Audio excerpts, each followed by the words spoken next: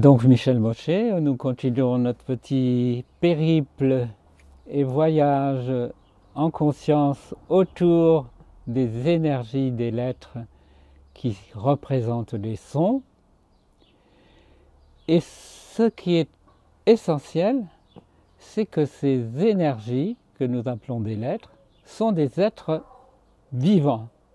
Ce sont des entités vivantes. Elles ont leur propre existence, leur propre énergie, leur propre être. Elles ont leur propre âme, puisqu'elles sont bien animées. Là, nous l'avons considéré depuis tout à l'heure, en les prononçant, on voit bien qu'elles sont animées et qu'elles ont chacune leur animation, leur conscience. Donc ce sont des entités vivantes, complètes, et si on porte la conscience dessus, nous avons là, entre les mains, j'allais dire, les énergies de la création. Et oui, le Aleph, l'énergie potentielle qui donne toute la création, le Yi, le Yod, qui est l'énergie de la manifestation, le Lamed, qui est l'énergie de l'ouverture, de l'élévation, etc., etc. C'est un ensemble d'énergie autonome, d'entités vivantes, conscience d'elles-mêmes, mais surtout, on n'oublie jamais qu'elles restent unifiées. Elles ont bien conscience de faire partie de l'ensemble. Elles sont en interaction et interdépendance continuellement. Elles ne sont pas comme si séparées les unes des autres ou les unes à côté des autres. Non, non.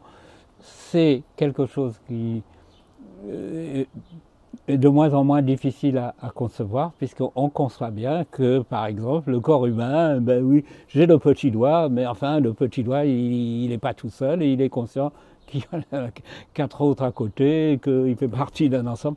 Et donc, nous retrouvons quelque chose d'essentiel, c'est l'unité de l'individu, un individu indivisible, l'unité de l'ensemble de la création, l'unité de la planète, l'unité de l'humanité, l'unité de l'univers, comme il s'appelle correctement, l'univers. Et ces énergies donc sont là, en conscience, en totalité, et toujours prêtes à agir si on fait appel à elles. Alors en particulier, on peut faire à elles dans ce que les kabbalistes appellent le plus de leurs vœux, c'est-à-dire les noms divins. Les noms divins sont des énergies qui représentent la divinité sous une certaine forme, et ces énergies, elles sont évidemment extrêmement agissantes. Dans les noms divins, j'en ai cité au moins un lors des petites interventions, c'est Elohim, qu'on prononce Elohim, mais qui ne s'écrit pas comme ça, puisque c'est le Aleph et le Lamed. Ce sont deux lettres dont nous avons bien, et deux énergies dont nous avons bien parlé tout à l'heure. En général, c'est traduit par Dieu, mais Dieu, nous en français, franchement, on ne voit pas ce que ça peut donner, on ne sait pas ce que c'est. Dieu, ah bon, Dieu, c'est quoi? Tandis qu'ici, si nous regardons l'énergie de ces deux lettres, Aleph, Lamed, Al, c'est donc la vibration originelle, et le Lamed, la lettre expansive. Donc quand on dit Dieu, nom générique de la divinité, Al en hébreu, ou El, qu'on peut prononcer, le A on peut le prononcer El par habitude, mais il vaudrait mieux dire Al, et cet Al va nous permettre de comprendre, de ressentir que c'est le divin, c'est une énergie en expansion. Voilà. Et dans ce sens-là, j'ai effectivement dans ce nom divin quelque chose de tout à fait simple et évident. Il y a le divin, il donne de l'énergie en expansion continuelle. Rien ne va l'arrêter, d'ailleurs l'univers est toujours en expansion, et tout est donné à chaque instant. partout, tout le temps, jusqu'à indéfiniment. Donc, comme on disait, ce nom divin, il est spécifié en début de la Genèse, Bereshit bara Elohim et Hashamaim ve'et haaretz, qu'on traduit dans le principe ou au commencement, mais dans le principe, Elohim créa l'existence des ondes vibratoires du ciel, et donc subtiles, et des ondes vibratoires de Haaretz, la terre, les ondes physiques, lourdes, finies, si on peut dire. La matière, c'est la fin du processus de création, comme si le but de la création était la matière.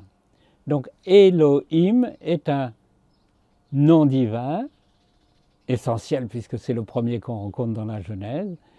C'est le Aleph, le Lamed, El, le He, notre E, la vie, donc l'expansion, l'énergie potentielle en expansion de la vie, et Im, c'est une terminaison plurielle universelle, comme si Elohim, c'est un nom divin polarisé, c'est-à-dire avec un pôle positif ou actif et un pôle réceptif.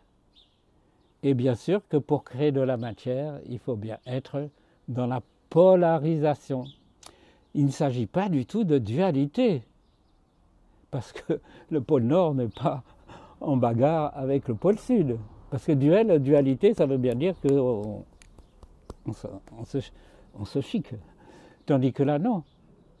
Pour créer de la matière, il fallait que ce nom divin, Elohim, il soit lui-même polarisé. Il ne peut créer et donner que ce qu'il a lui-même. Ainsi, dans ce premier nom divin, nous aurons peut-être l'occasion de parler d'autres noms divins, nous avons l'expression simple de l'énergie potentielle en expansion, et cette énergie potentielle extraordinaire en expansion de la vie est polarisée. Pour qu'il y ait de l'existence physique et matérielle et de la vie, il faut deux pôles. Un noyau et une membrane. Pour un atome, pour l'univers, tout est comme ça. Ainsi, nous verrons peut-être d'autres noms divins un peu plus tard.